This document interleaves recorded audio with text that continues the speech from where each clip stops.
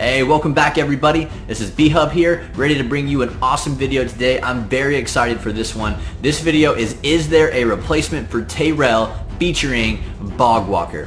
So, that's the question. If you saw my top 5 epic video, you know that I think Tayrel is one of the best epics in the game because he's able to put that decreased attack, among other really valid reasons of why he's such a strong epic hero.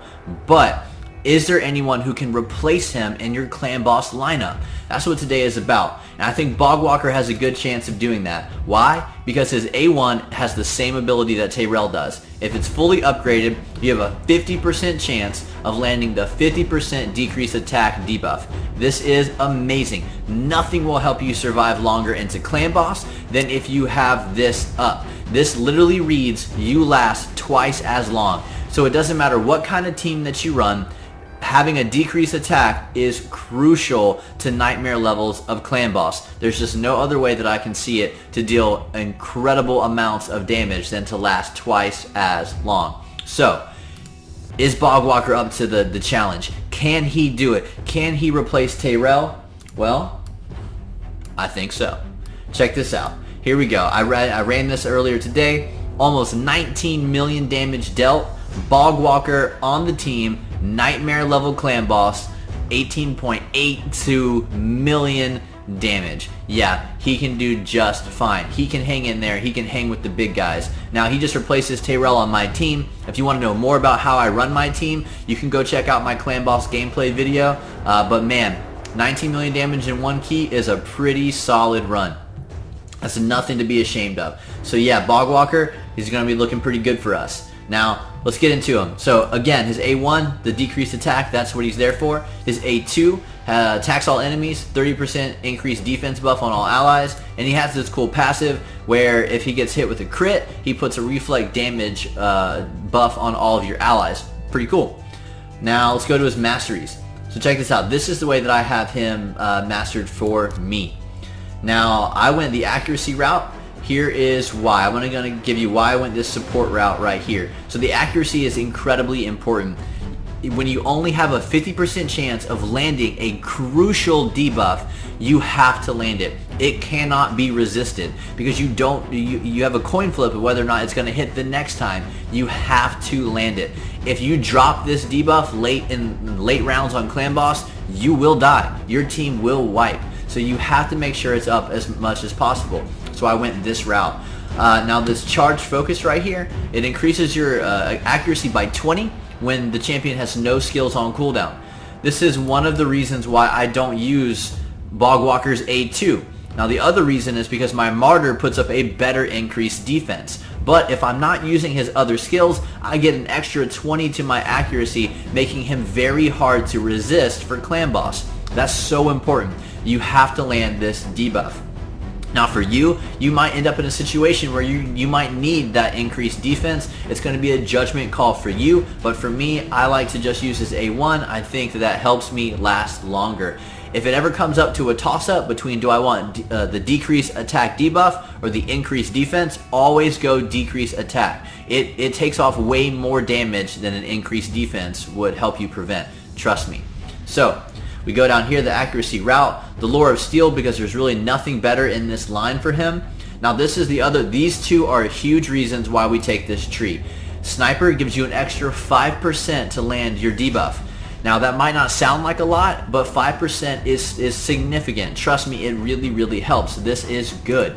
And then Master Hexer is awesome. It gives you a 30% chance to extend the duration of any debuff cast by this champion by 1 turn. So in essence, your decreased attack can last for 3 turns instead of just 2. That is really significant because you don't want this debuff to fall off.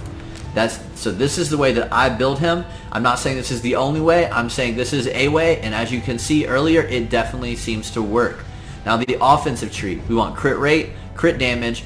All of this line right here is going to be extra damage at full HP. If the other champion is below 40, if the champion has higher HP than you do, if you have dead allies, this gives you extra damage on your A1. And then your life drinker is a little bit different. It actually heals you. so that we went with that to give us a little extra healing, and War Master. You want War Master on this character because his attacks only do one attack. So War Master is the way to go. Now, as a piece of advice, this build will not work for you if you do not have War Master yet. It is crucial that you have War Master if you want the same results that I'm getting out of this build. This is the piece that matters the most. I use a lifesteal set on him, and the lifesteal procs off of War Master. So that is how we heal up to full health. It's also how we deal the damage. This is huge. So you have to have War Master if you want the same results that I get. Now let's quickly go to the gear. As gear, we want lifesteal set on him, obviously, to heal him up, and I'm using defense percentage because he's a defense hero. And now let's go over this gear real quick. The speed boots is what you always want to bring to clan boss. You always want speed boots. Now I wish that my guy was a little bit faster, but he's okay where he's at right now for my team. You might need to focus speed more depending on the kind of team that you run. He might need to be faster for you, so you might have to prioritize that a little bit more. For me, he's pretty set in all my team. Their turn meters are pretty set, and he's constantly getting the buff from Martyr, so that's what's important for me. You have to figure out what's important for you. So this speed boot, this defense percentage is good. The rest of these could literally be something else. For the chest, I went with the defense percentage. All of these could be something else. I would be very happy if all of these were something different. But the defense percentage is really what helps here. For gloves, I went HP percentage.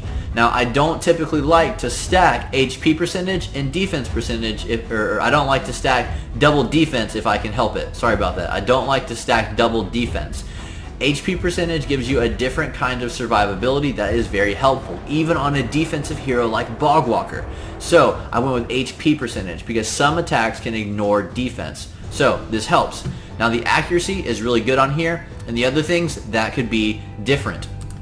The sword we use because it gives us a huge accuracy bonus, and it gives us a little bit of speed, which we like.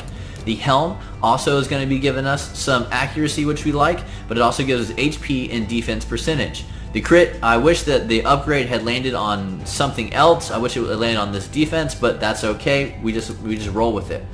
Now the shield as well is going to give us accuracy and also a really good defense bonus. The crit rate and crit damage could be something different. That's okay. Going on to the banner, you want to bring an accuracy banner because like I said, you can't afford for this debuff to not hit. So this gives us HP percentage and speed. The amulet and the ring are nothing to write home about. This one gives me accuracy and the ring gives me HP. So if I had to tell you what is the most important things that you want on this character, the first one is going to be obviously accuracy. You have to be able to actually land the debuff. If he can't land it, then he's not going to do what he's supposed to do. Accuracy is the most important. Then you might have to figure out speed. Speed could very easily be the second most important thing for you. It depends on what kind of team that you build. Next is going to be defense percentage followed by HP percentage because that's what's going to help you on him deal more damage but also survive later into the rounds of clan boss.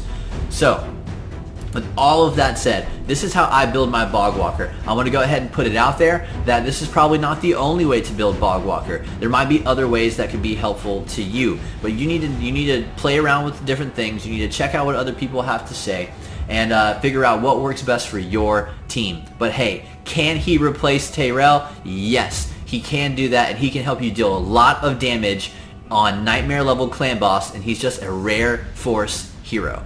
So there you go. Check that out. I hope that gives you hope. I want to start doing as much as I can for the free-to-play community. I'm going to be working on as many rare champs as I can and try and build an all-rare clan boss team and see what kind of damage that I can do and how I can help everybody out.